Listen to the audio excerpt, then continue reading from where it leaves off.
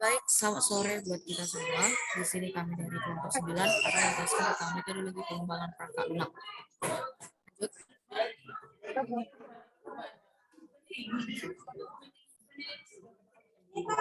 Lanjut. Rekayasa perangkat lunak adalah perubahan perangkat lunak guna mengembangkan, memelihara, dan membangun kembali dan menggunakan prinsip rekayasa untuk menghasilkan perangkat lunak yang dapat bekerja lebih efisien dan efektif bagi penggunanya. Selanjutnya, metodologi pengembangan perangkat lunak. Dalam rekayasa perangkat lunak, metodologi mengembangkan perangkat lunak adalah suatu perangkat kerja yang digunakan untuk menstrukturkan, merencanakan, dan mengendalikan proses pengembangan suatu sistem informasi. Lanjut. Baik, kriteria rekayasa perangkat lunak yang akan dijelaskan oleh Kinan Taufik Bukit. Silakan. Baik, kriteria rekayasa perangkat lunak. 1, dapat dipelihara atau maintainability. 2, dapat mengikuti perkembangan teknologi atau dependability. 3, dapat mengikuti keinginan pengguna atau rumus. 4, efektif dan efisien dalam menggunakan energi dan penggunaannya. 5, dapat memenuhi kebutuhan yang diinginkan atau usability. Metode pengembangan perangkat lunak. 1, metode pengembangan perangkat lunak waterfall. Waterfall adalah langkah atau tahap secara berurutan. Mulai dari communication, project, init, recruitment, gathering, planning, modeling, construction, deployment.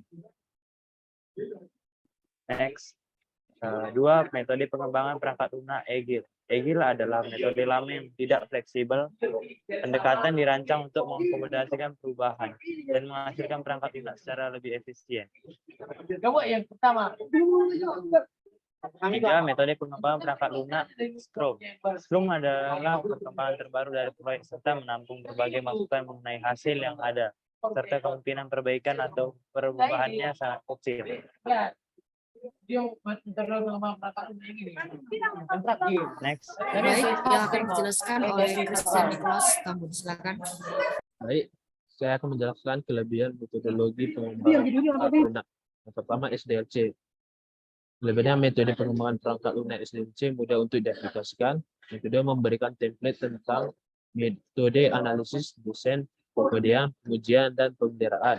Kedua, prototyping. Prototyping, 1, adanya komunikasi yang baik antara pengembang dan pelanggan. Pengembang dapat bekerja lebih baik dalam melakukan kebutuhan pelanggan.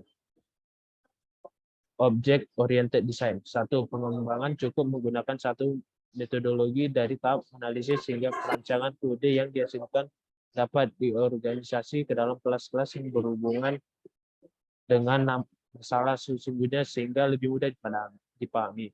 Network Development Life Cycle atau NDLC. Metode ini digunakan dalam usaha bisnis. Metode NDLC membantu usaha bisnis dalam bidang pemodelan bisnis.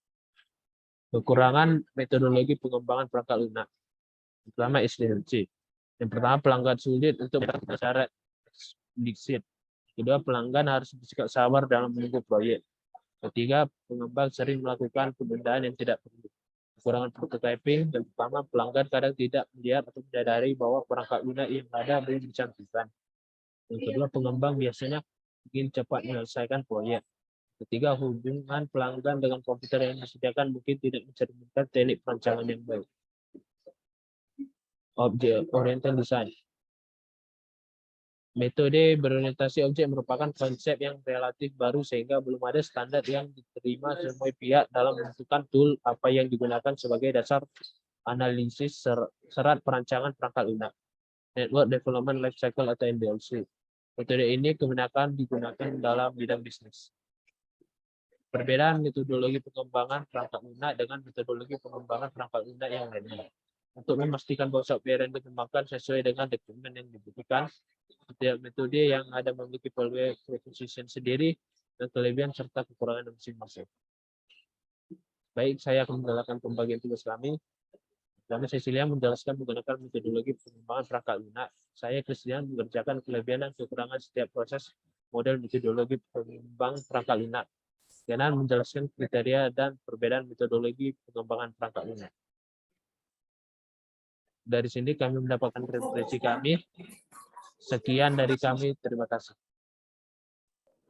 Baik, terima kasih. Sebelumnya maaf, perkenalkan nama saya Siswa Orang dan Kristian Dimas Gimna dan kalian terima kasih.